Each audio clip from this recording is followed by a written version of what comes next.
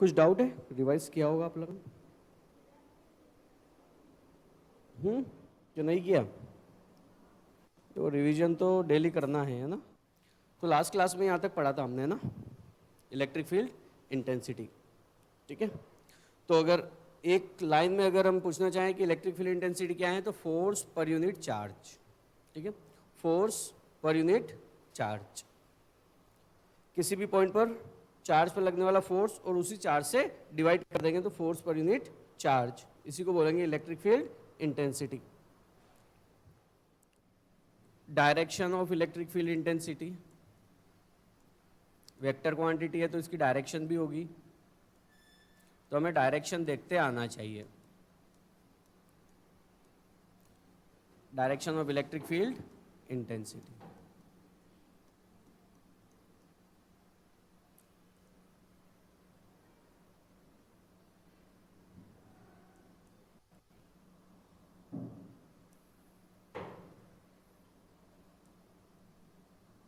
तो देखो फील्ड हमेशा सोर्स चार्ज का होता है, तो डायरेक्शन भी किसकी वजह से होती है? सोर्स चार्ज की वजह से।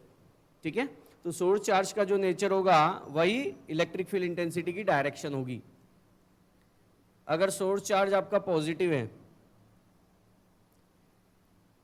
ओके, तो जिस पॉइंट पर आपको इलेक्ट्रिक फील्ड की डायरेक्शन देखनी है,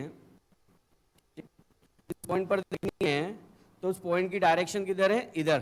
ठीक है, चार्ज से उस पॉइंट को ज्वाइन करो। तो अगर पॉजिटिव है तो पॉजिटिव की वजह से इलेक्ट्रिक फील्ड की जो डायरेक्शन होगी वो अवे फ्रॉम दी चार्ज होगी। कैसी होगी? Away from the charge. Okay, कैसे निकालेंगे? क्योंकि जो फोर्स की डायरेक्शन होती है वही इलेक्ट्रिक फील्ड इंटेंसिटी की डायरेक्शन होती है। अगर मैं यहाँ पर पॉजिटिव टेस्ट चार्ज, क्योंकि डायरेक्शन देखने के लिए या कभी भी हमें इफेक्ट निकालना हो तो हमें पॉजिटिव टेस्ट चार्ज ही रखना है, तो ये पॉजिटिव है, ये पॉजिटिव, तो इस पर फोर्स किस डायरेक्शन में लगेगा? ये रिपेल करेगा, तो फोर्स की डायरेक्शन इधर ही होगी। इस वजह से इस पॉइंट पर इलेक्ट्रिक फील्ड की डायरेक्शन कहाँ होगी? Away from the charge. Okay, तो अगर पॉजिटिव चार्ज है तो फील्ड की direction away from the charge, तो ये चार्ज कैसा है? पॉजिटिव। ओके, तो इस पॉइंट पर इलेक्ट्रिक फील्ड इंटेंसिटी की direction away from the charge होगी, अवे फ्रॉम चार्ज। ठीक, अगर यही नेगेटिव हुआ, अगर यही नेगेटिव हुआ तो क्या होगा?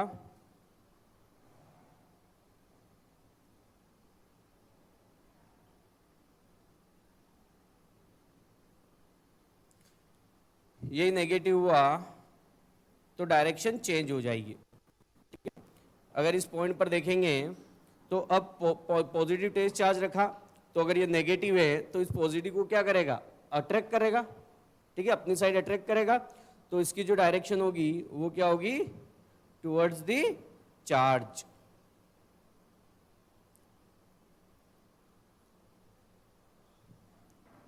ठीक है, towards the charge.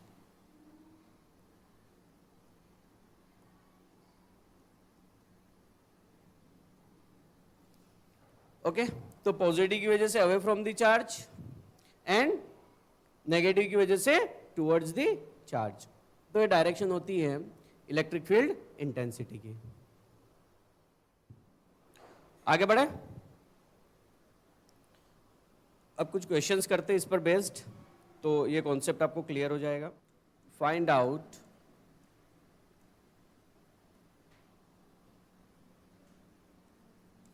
Electric field intensity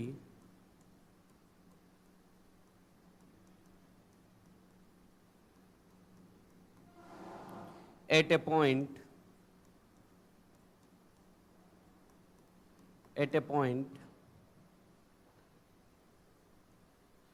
3 meter away from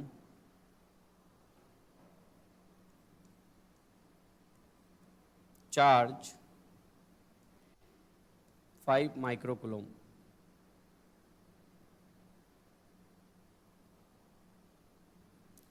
5 microcoulomb.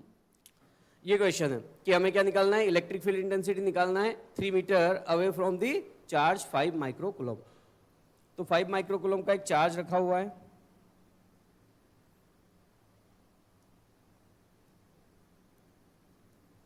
और इससे 3 मीटर डिस्टेंस पर एक पॉइंट है जिस पर आपको इलेक्ट्रिक फील्ड इंटेंसिटी की डायरेक्शन निकालना है और मैग्नीट्यूड भी फाइंड करना है। तो डायरेक्शन तो, क्योंकि वेक्टर क्वांटिटी है तो डायरेक्शन तो देखना ही पड़ेगी। तो डायरेक्शन कहाँ होती है, पॉजिटिव चार्ज है 5 माइक्रोकुलम पॉजिटिव, तो पॉजिटिव की वजह से इलेक्ट्रिक फील्ड की डायरेक्शन कहाँ होती है, अवे फ्रॉम दी चार्ज। तो इलेक्ट्रिक फील्ड की डायरेक्शन तो इधर होगी ये। अब इसका मैग्नीट्यूड कितना होगा वो हमें फाइंड करना है, ठीक। ओके, यहां पे पॉजिटिव टेस्ट चार्ज रखेंगे। तो इलेक्ट्रिक फील्ड, इस चार्ज को मैं नाम दे देता हूं अभी कैपिटल क्यू, कि कैपिटल क्यू कितना है मेरे पास, 5 माइक्रोकुलम का चार्ज है। हमें इलेक्ट्रिक फील्ड इंटेंसिटी निकालनी है, तो क्या फॉर्मूला होता है हमारा इलेक्ट्रिक फील्ड इंटेंसिटी का, F by Q naught. Okay, force कितना होगा, K Q naught by R square. R हमारा यहां पे 3 मीटर है, ठीक है। ये तो हुआ फोर्स, डिवाइडेड बाय ये क्यू नोट। फोर्स के Q1 Q2 bye R square होता है, ये हमारा Q1 है, ये Q2, तो के Q1 Q और Q2 Q naught divided by R square, और ये वाला एज इट इज यहां पे, ठीक। Q नोट से Q नोट क्या हो जाएगा, कैंसिल आउट। तो इलेक्ट्रिक फील्ड इंटेंसिटी क्या होगी, के क्यू बाय आर स्क्वायर, ठीक है। तो अगर कोई भी पॉइंट चार्ज है, ठीक है, कोई कुछ दिया नहीं है मतलब, तो ये पॉइंट चार्ज ही होगा। तो पॉइंट चार्ज की वजह से इलेक्ट्रिक फील्ड इंटेंसिटी का फॉर्मूला ये होता है, ये हमें याद भी रखना है, ठीक है। अभी नोट में भी लिख लेंगे इसको। तो E इक्वल्स टू के की वैल्यू भी पुट ही कर दो, 9 into 10 to the power 9। Capital Q कितना है, 5 माइक्रोकुलम। 5 माइक्रो को हम लिखेंगे 10 पर माइनस 6, ठीक है। माइक्रो का मैग्नीट्यूड कितना होता है, 10 पर माइनस 6, डिवाइडेड बाय आर कितना है 3, तो 3 का स्क्वायर, ठीक है। सोल्व कर लो इसको, 3 स्क्वायर यानी 9 होता है, 9 से 9 क्या हो जाएगा, कैंसिल आउट। सो क्या बचेगा आपके पास, 5 इंटू 10 टू द पावर 3, ठीक है। 9 माइनस 6 3 हो जाएगा। तो और यूनिट न्यूटन पर कूलॉम।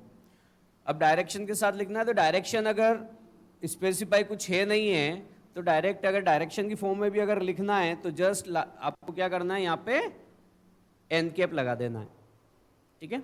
एन कैप मतलब कोई डिफाइंड डायरेक्शन नहीं है, जस्ट केवल डायरेक्शन है, तो ये एन कैप की डायरेक्शन ये वाली, ठीक है। अगर एक्स ऐसा कुछ दिया होता है कि एक्स डायरेक्शन में तो हम आई कैप लगा देते हैं, ऐसा दिया होता है वाई डायरेक्शन में तो जे कैप लगा देते हैं, ठीक है। तो अभी कोई डिफाइंड डायरेक्शन नहीं है, इसलिए एन कैप। ओके, यहाँ पे कोई डायरेक्शन नहीं लगाई, मतलब ये क्या है, मैग्नीट्यूड है। अभी ये क्या निकाल रहे हैं हम, मैग्नीट्यूड। तो मैग्नीट्यूड ये है, और डायरेक्शन के लिए अगर कोई स्पेसिफाई नहीं है तो हम एन कैप लिख देंगे डायरेक्ट, क्लियर। तो यह है इलेक्ट्रिक फील्ड इंटेंसिटी, और ये फॉर्मूला आपको याद भी रखना है।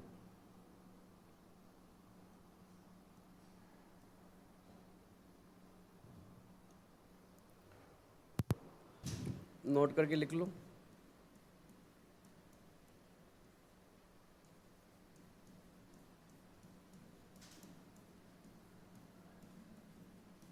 Electric field intensity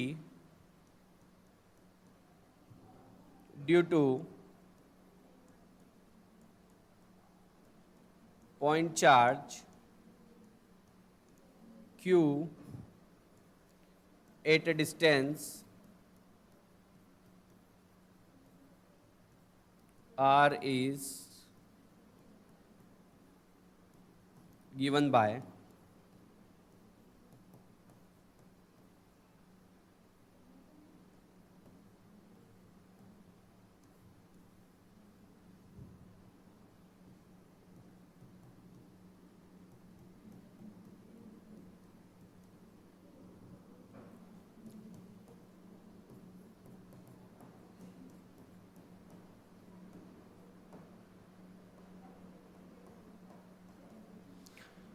okay. So kq by r square is the electric field intensity due to point charge and n cap is what, the unit vector in direction of E, यानी electric field की direction में unit vector है.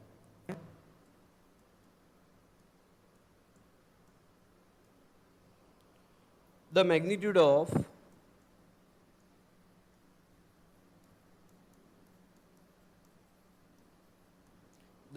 of electric field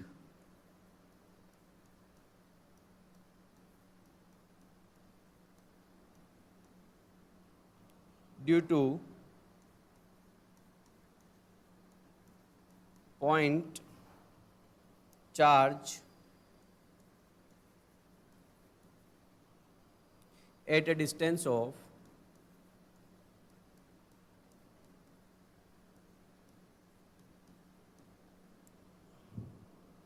4 meter is 9 Newton per coulomb.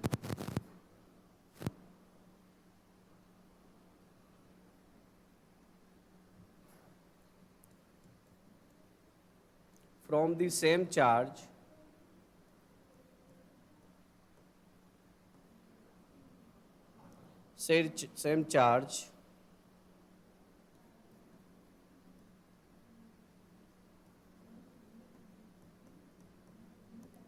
the magnitude of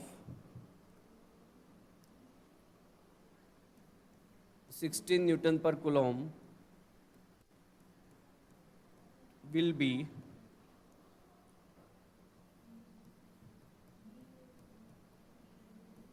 at a distance of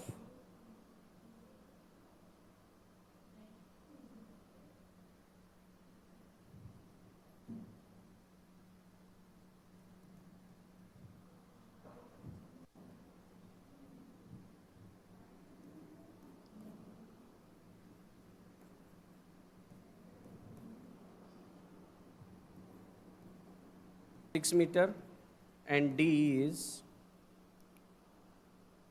3 metre. ये question है हमारा.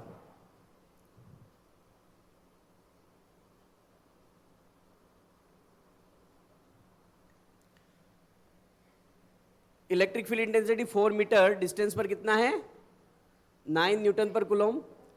Same charge से कितनी distance पर इलेक्ट्रिक फील्ड इतना होगा. ठीक है, एक बार क्वेश्चन को रीड करो, क्या मीनिंग है इसका.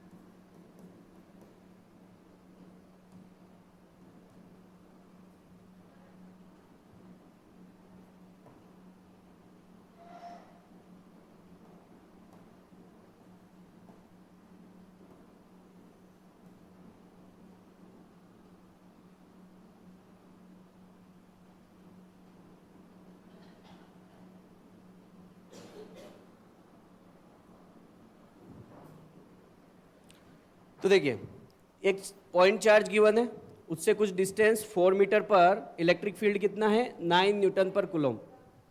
ठीक है, अब एक और कोई दूसरा पॉइंट है जिस पर इलेक्ट्रिक फील्ड कितना है 16 न्यूटन पर कूलम, न्यूटन पर कूलम। आपको फाइंड करना है वो डिस्टेंस कि कितनी डिस्टेंस पर ये 16 न्यूटन पर कूलम इलेक्ट्रिक फील्ड होगा। ठीक है, कि 4 मीटर पे तो 9 है, कितनी डिस्टेंस पर 16 होगा। ये पॉइंट मैंने पास क्यों लिया, दूर भी हो सकता था। पास मैंने इसलिए लिया क्योंकि 16 बड़ा है, इलेक्ट्रिक फील्ड क्या है बड़ा है, और हमें पता है कि जितना हम दूर जाएंगे इलेक्ट्रिक फील्ड क्या हो जाता है कम। ओके, तो 16 और 9 में 9 कम था, इसलिए मुझे 100% श्योर था मैं कि ये दूर वाले पॉइंट पर ही होगा और ये जो ज्यादा है वो पास वाले पॉइंट पर ही होगा, इसलिए मैंने इसको पास में डिनोट किया है। अंडरस्टूड। अब ये मुझे R2 निकालना है कि ये कितनी डिस्टेंस पर 16 होगा। फाइन, तो देखिए सिंस इलेक्ट्रिक फील्ड का पॉइंट ऑब्जेक्ट की वजह से या पॉइंट चार्ज की वजह से कितना को फॉर्मूला क्या होता है Q/R², अभी लिखा था हमने। ओके, सो दो इलेक्ट्रिक फील्ड दिया है इसलिए मैंने एक को E1 बोल दिया, तो E1 KQ1/R1², और अगर E2 को देखूं वहां तो E2 इक्वल्स टू KQ2/R2²। ठीक है, इन दोनों को मैं डिवाइड कर देता हूं क्योंकि मुझे R2 निकालना है। तो डिवाइड करो तो क्या मिलेगा, डिवाइड करेंगे तो E1/E2 equals to KQ1/R1² bye KQ2/R2²। Okay, अब देखो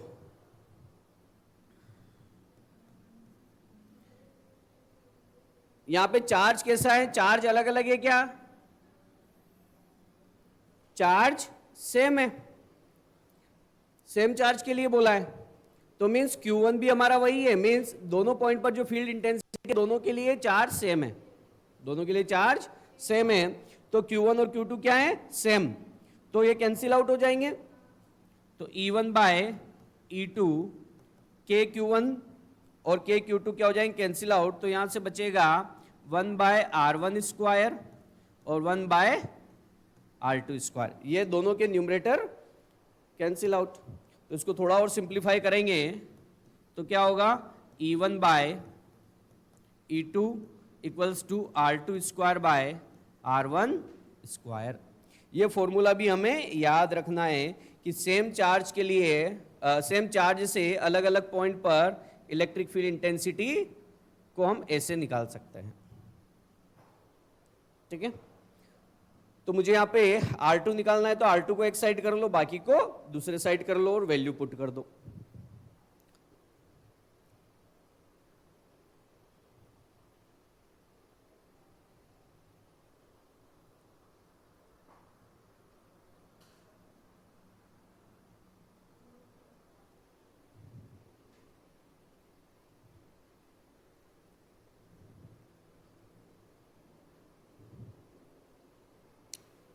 तो देखो अब मुझे क्या R2 निकालना है, R2 को एक साइड कर लो, बाकी सबको एक साइड कर लो, तो क्या मिलेगा मुझे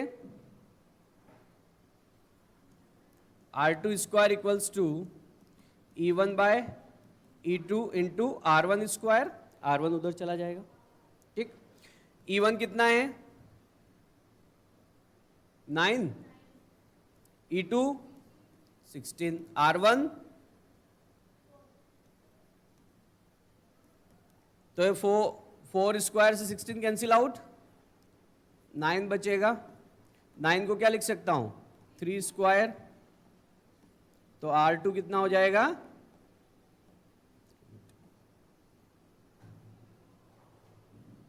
ओके।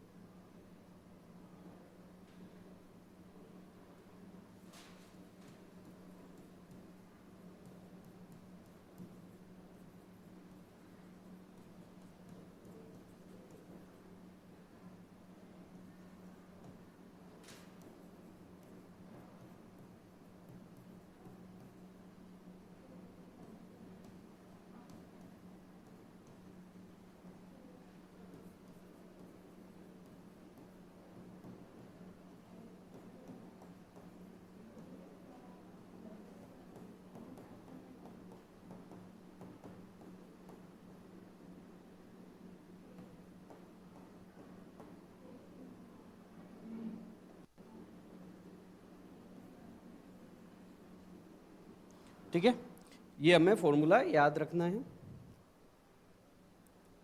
इसको शॉर्ट में कैसे याद रख सकते हैं? तो देखो E क्या है, KQ/R²। ठीक है, तो यहां पर डिस्टेंस जो है वो क्या है, इन्वर्सली प्रोपोर्शनल है। E और R में क्या रिलेशन है, इन्वर्सली प्रोपोर्शनल। तो अगर E1 इधर है तो R1 इसके इन्वर्सली प्रोपोर्शनल, E2 नीचे है तो R2 ऊपर होगा, इन्वर्सली प्रोपोर्शनल ऐसे ही होगा। तो वो अगर E1 ऊपर है तो R1 नीचे, E2 ऊपर है तो R2 ऊपर।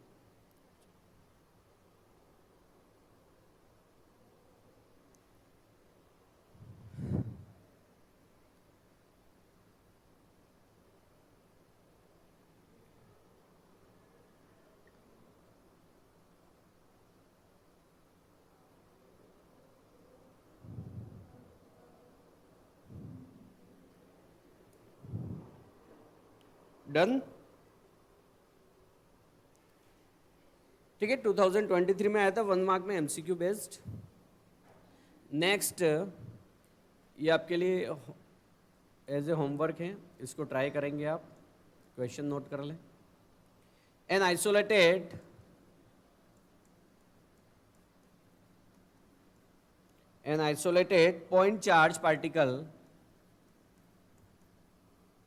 point charge particle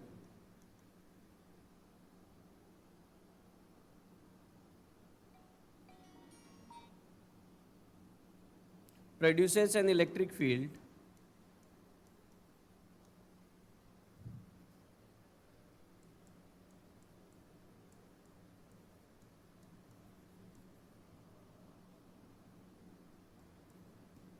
E at a point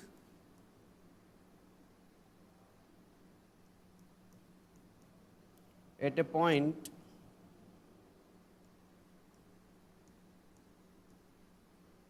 3 meter away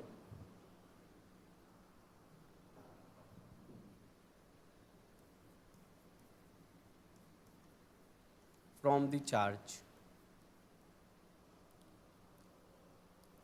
The distance of the point charge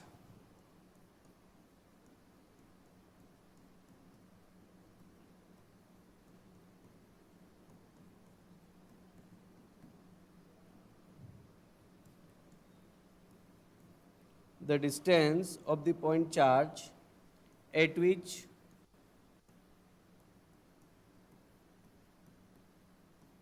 field is E/4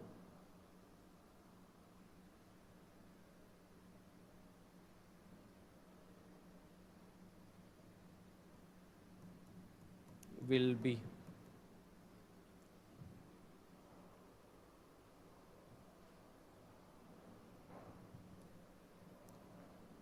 ठीक है, हिंट में दे देता हूं। तो क्या दिया हुआ है आपको, एक चार्ज दिया हुआ है, आइसोलेटेड मीन्स आसपास और कोई दूसरे चार्ज नहीं है। ठीक है, आइसोलेटेड मीन्स अकेला चार्ज। तो उससे कुछ डिस्टेंस पर इलेक्ट्रिक फील्ड है, कितनी ई इलेक्ट्रिक फील्ड है, ई बोला है। ओके, और ये डिस्टेंस कितनी दी हुई है, 3 मीटर दी हुई है। अब सेम चार्ज से कितनी डिस्टेंस पर इलेक्ट्रिक फील्ड E/4 है। ओके, तो अब मुझे बताइए वो पॉइंट पास में होगा कि इससे दूर होगा। पहले इलेक्ट्रिक फील्ड ये है, अब इलेक्ट्रिक फील्ड कितना है, E/4। तो पॉइंट इस चार्ज से पास में होगा कि और ज्यादा दूर होगा इसके कंपैरिजन में? क्यों? इलेक्ट्रिक फील्ड कम हुआ कि ज्यादा हो गया?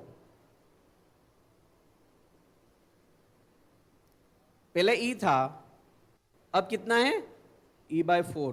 तो हाँ, तो इलेक्ट्रिक फील्ड कम हुआ। तो इलेक्ट्रिक फील्ड कम दूर होता है कि पास में होता है?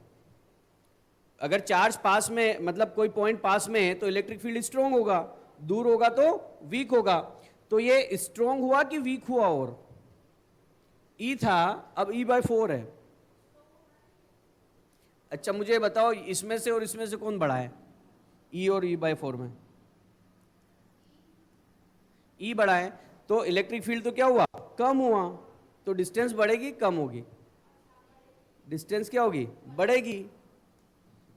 तो जो पॉइंट होगा वो क्या होगा? दूर। ठीक है, मीन्स जो R2 होगा वो इससे कुछ दूर होगा।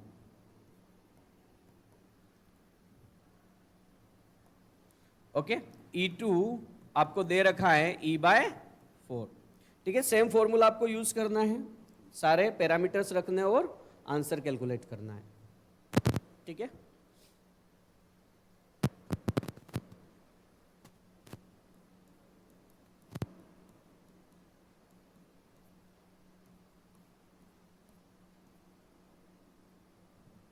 ठीक है, ये फॉर्मूला आप यूज करेंगे और आंसर कैलकुलेट करेंगे। ये भी 2023 में एक और दूसरे सेट में पूछा गया है।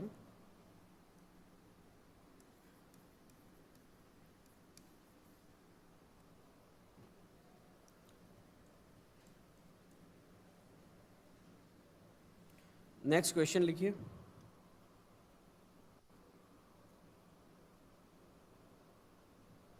Deduce the expression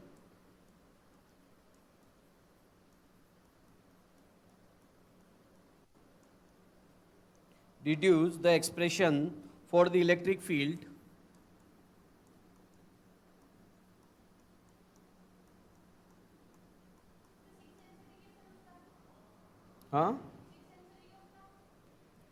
E at a distance R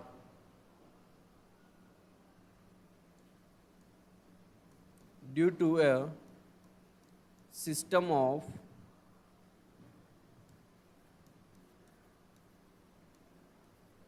charges Q1 and Q2 with position vector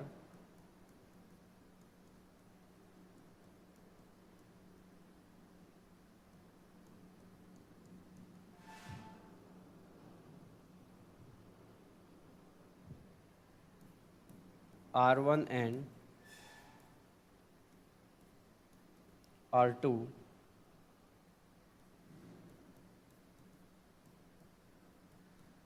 with respect to common origin.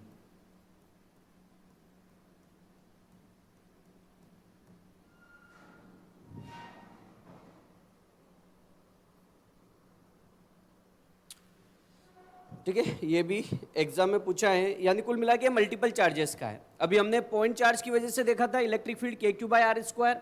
अब यहां पर दो चार्जेस है, दो चार्जेस मींस मल्टीपल चार्ज। ठीक है, Q1 Q2 और इनके पोजीशन वेक्टर गिवन है आपको R1 एंड R2,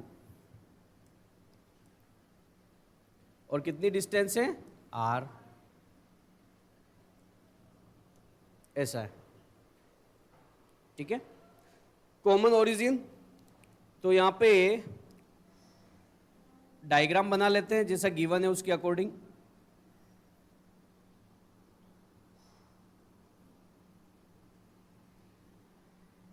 तो हमारा कोऑर्डिनेट सिस्टम है, ये आपका ओरिजिन है, यहां से ओरिजिन से दो पॉइंट चार्जेस है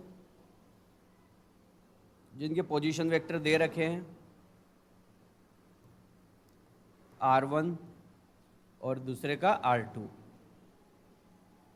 ये और कितनी डिस्टेंस पर है? ओरिजिन से R डिस्टेंस पर एक पॉइंट है जिस पर आपको इलेक्ट्रिक फील्ड इंटेंसिटी निकालनी है।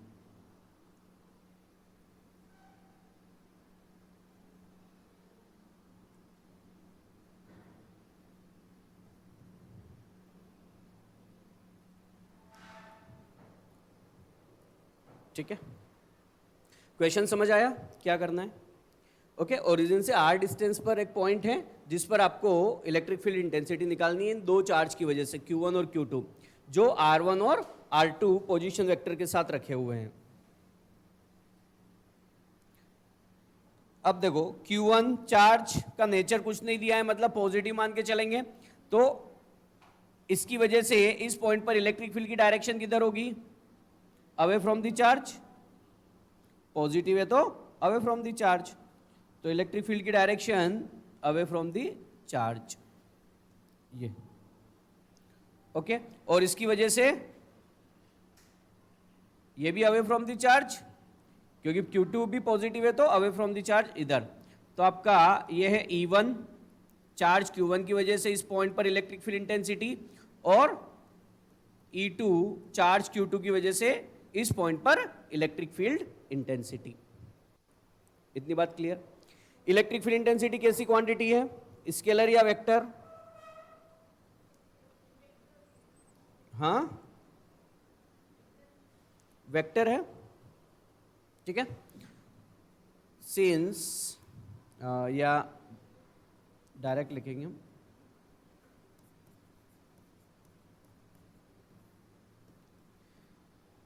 Electric field intensity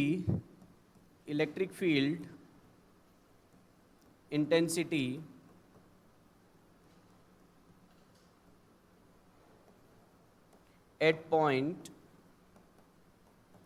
P is, ठीक है, ये पॉइंट P है। ये electric field intensity vector quantity है, तो किस तरीके से लिखेंगे? वेक्टर तरीके से, ओके। तो Q1 की वजह से इलेक्ट्रिक फील्ड इंटेंसिटी जिसको मैंने E1 बोला, और Q2 की वजह से इलेक्ट्रिक फील्ड इंटेंसिटी जिसको मैंने E2 बोला। तो दोनों को हम किस तरीके से ऐड करेंगे? वेक्टर तरीके से ऐड करेंगे।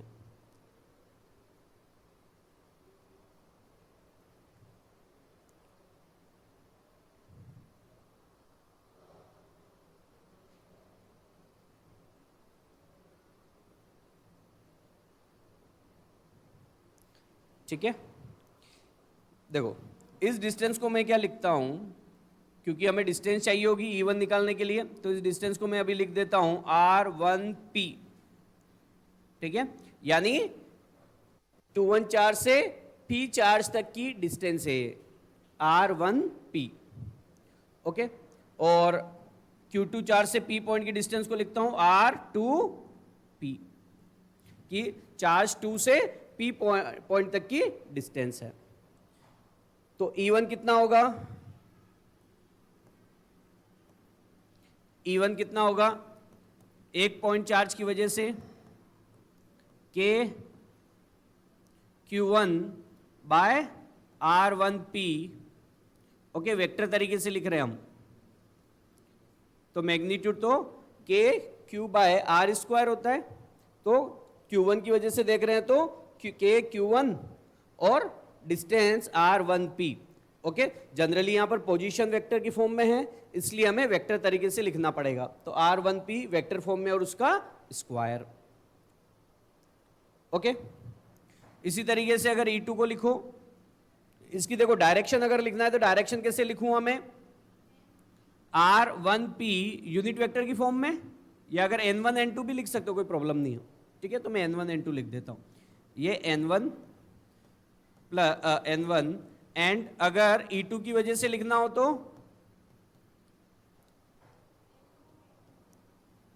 मैग्नीट्यूड तो क्या होगा? K Q2 बाय R2P इसका स्क्वायर एंड 2 केप, ठीक है। तो देखो N1 cap, N2 cap, R1P, R2P ये तो हमने लिए हैं, लेकिन हमें फाइनल आंसर किस में चाहिए? हमें R1 R2 Q1 Q2 इसकी फॉर्म में चाहिए, ठीक है। वो कैसे निकालेंगे वो देखेंगे।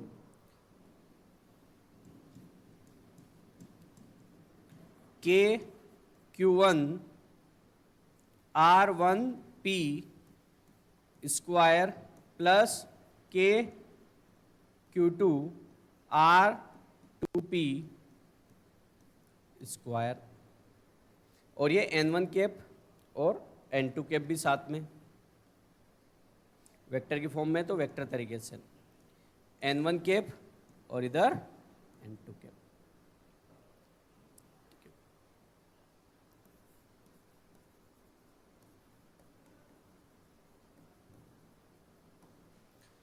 अब देखो डायग्राम से।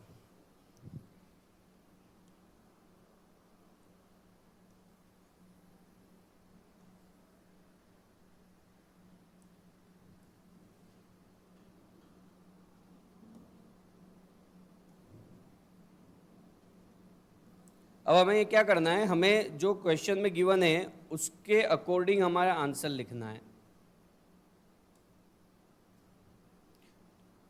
ठीक है, जो क्वेश्चन है उसके अकॉर्डिंग मैंने अभी केवल Q1 की वजह से मेरे को मतलब कुल मिला के R1P निकालना है। ठीक, R1P की डायरेक्शन 1 से P पॉइंट की साइड है, तो 1 से P पॉइंट की साइड इस तरीके से। तो 11th क्लास में आपने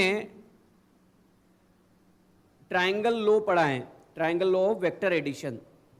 ट्राइंगल लॉ क्या बोलता था कि दो वेक्टर है, अगर एक वेक्टर है A, दूसरा वेक्टर है B, अगर इन दोनों का क्या कर निकालना है, वेक्टर रिजल्टेंट निकालना है, तो जो थर्ड साइड होगी ट्राइंगल की वो इन दोनों का सम बताएगी, मींस ये A प्लस B को बताएगी। ठीक है, लेकिन अपोजिट ऑर्डर में, ये सेम ऑर्डर में, मींस इसका एरो इधर, फिर इसका एरो इधर है, इधर, लेकिन A प्लस B जो आएगा रिजल्टेंट, उसका एरो किधर होगा, इधर होगा, अपोजिट ऑर्डर में, यहां हेड टू हेड मिलेंगे। ओके, ये क्या बोलता था, triangle law of vector addition. Okay, तो यहां पे देखो, यहां पे ट्राइंगल लॉ देखो, R1 की डायरेक्शन ये है, R2 की डायरेक्शन, R1P की डायरेक्शन इधर है और R की डायरेक्शन इधर है, मींस ये दोनों सेम ऑर्डर में है क्योंकि एरो इधर फिर इधर, तो सेम ऑर्डर में, जैसे A और B यहां पे सेम ऑर्डर में, ये ओके, और रिजल्टेंट आपका ये, मींस ये, तो मींस इसको इनकी फॉर्म में अगर लिखना है, यहां से मैं लिख सकता हूं फ्रॉम डायग्राम, R जो अपोजिट ऑर्डर में है, मींस ये अपोजिट ऑर्डर में था, मतलब ये इक्वल्स टू इन दोनों का सम, इन दोनों का सम जो सेम ऑर्डर में है। तो अपोजिट ऑर्डर में कौन है, ये है, तो उसके इक्वल जो सेम ऑर्डर वाले हैं कौन कौन है, R1 प्लस R1P। ओके, ये कहां से लिखा हमने, triangle law of vector addition से।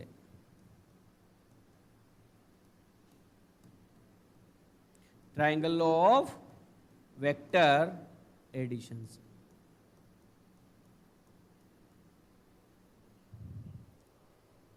ठीक है, तो यहां से मुझे निकालना क्या है, मुझे R1P निकालना है, तो R1P क्या हो जाएगा, R माइनस R1। ओके, इसी तरीके से अगर मुझे R2P लिखना है तो क्या होगा, R2P अगर लिखना है तो क्या होगा, R माइनस R2।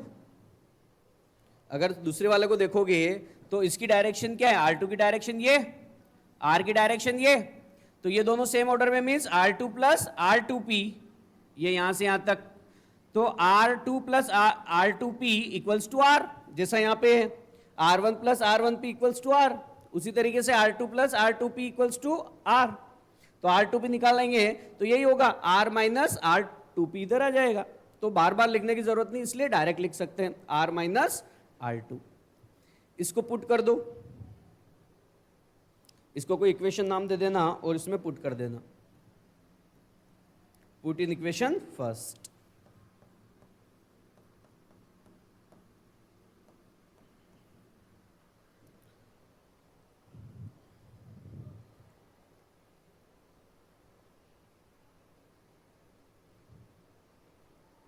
ठीक है, ये डायग्राम भी साथ में बना लेना सो दैट कि याद रहे कि इन दोनों को सम करेंगे जो अपोजिट ऑर्डर में हैं तो इसके इक्वल हो जाएंगे, ये दोनों का सम इस यहाँ पे आ जाएगा।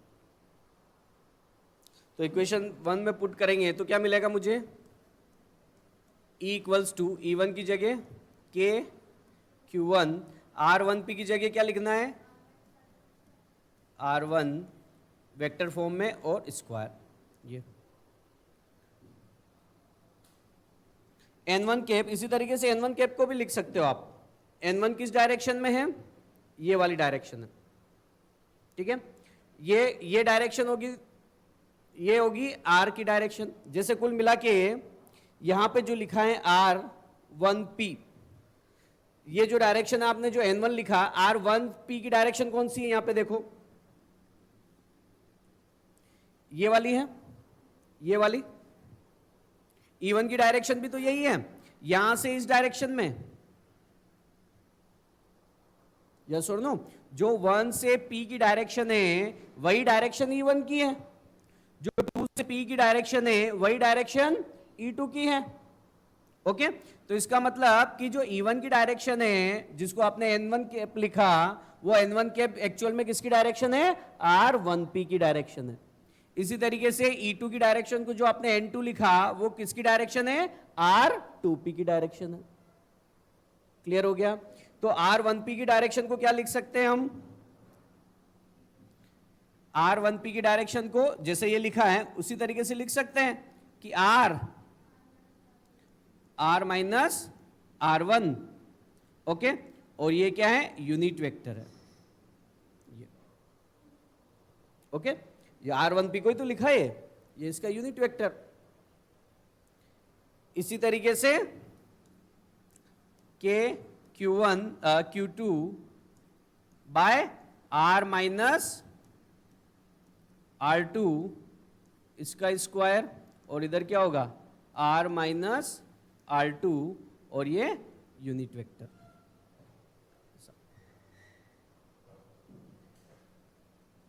यूनिट वेक्टर को लिखने का एक तरीका बताया था,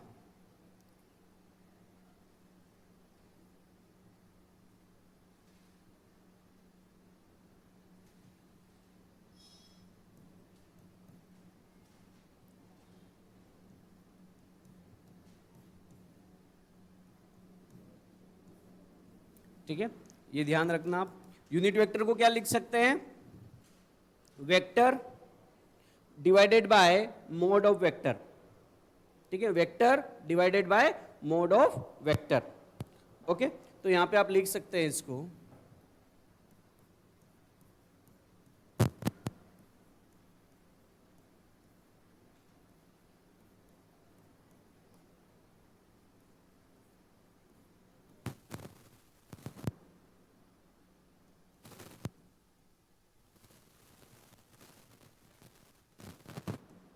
divided by mod of vector, यानी R माइनस R1। ये यूनिट वेक्टर लिखा था, ये यूनिट वेक्टर है और ये वेक्टर फॉर्म में है जो कि यहाँ पे भी लिख रखा है। ये तो यूनिट वेक्टर है, ये वेक्टर की फॉर्म में ये है, तो ये ऐसा, तो vector divided by mod of vector. इसी तरीके से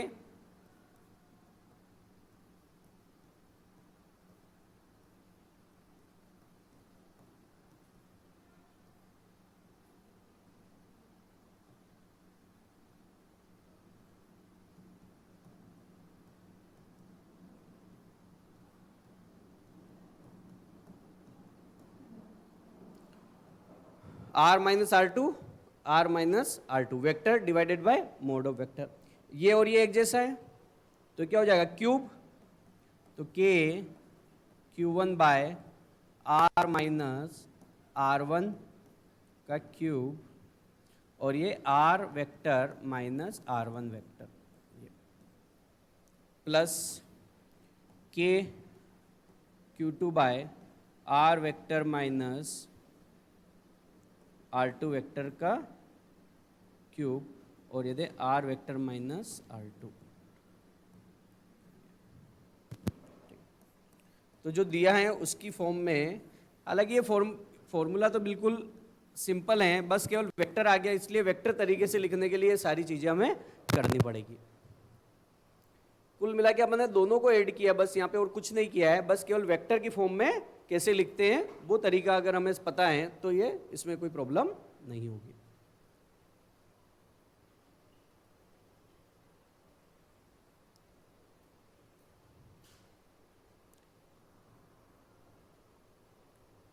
इसको एक बार और मैं एक्सप्लेन कर देता हूं डायग्राम को। क्वेश्चन में क्या गिवन था कि r डिस्टेंस पर एक पॉइंट P है जिस पर हमें इलेक्ट्रिक फील्ड इंटेंसिटी किसकी वजह से दो R1 पोजीशन और R2 पोजीशन पर रखे हुए हैं। हमें इसकी वजह से इस पॉइंट पे निकालना है, तो इन दोनों के बीच की डिस्टेंस को हमने माना R1P, और इन दोनों के बीच की डिस्टेंस को माना R2P। ओके, तो फॉर्मूला हमारा KQ बाय आर स्क्वायर, तो बस वही लग रखा हमने KQ1 बाय R1P स्क्वायर कि 1 से P तक की डिस्टेंस R1P। इसी तरीके से R2 के, ठीक है। अब डायग्राम से हमने ट्रायंगल लॉ से देखा कि ट्रायंगल लॉ क्या बोलता है, जो सेम ऑर्डर में उसका सम जो अपोजिट ऑर्डर में है उसके इक्वल होता है। तो ये दोनों सेम ऑर्डर में R1 और R1P, इसका सम इसके इक्वल होगा, यानी R के इक्वल क्या होगा, R1 प्लस R1P।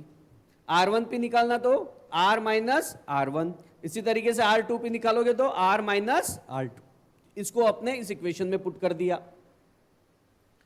ओके, और N1 की डायरेक्शन वही है जो R1P की है। ओके, तो ये 1P की फॉर्म में, क्योंकि 1P इतना है तो उस फॉर्म में लिख दिया। ये वेक्टर तरीके से लिखा हुआ है, जो एरो लगा है वो वेक्टर तरीके से लिखा हुआ है, और जो केप लगा लिखा है वो यूनिट वेक्टर के तरीके से लिखा हुआ है। ठीक है, तो ये डायरेक्शन दिखा रहा है, तो उसी तरीके से उसमें भी लिखा। और यूनिट वेक्टर को कैसे लिख सकते हो, vector divided by mod of vector. तो यूनिट वेक्टर था तो वेक्टर, ये vector divided by mod of vector. इसी तरीके से R minus R2 cap vector divided by mod of vector. इन दोनों को मल्टीप्लाई करेंगे तो स्क्वायर है, इसकी पावर 1 है, तो टोटल पावर कितनी हो जाएगी 3, और ये यूनिट ये वेक्टर। ठीक है, इसी तरीके से यहां पे ये पावर क्यूब और ये वेक्टर। क्लियर हो गया? ठीक है, एक बार और इसको घर पे जाके प्रैक्टिस करना। ओके, बस केवल यहां पे वेक्टर कैसे लिखते हैं वो अगर अंडरस्टैंड हो गया तो सारी चीजें क्लियर हो जाएगी। ठीक,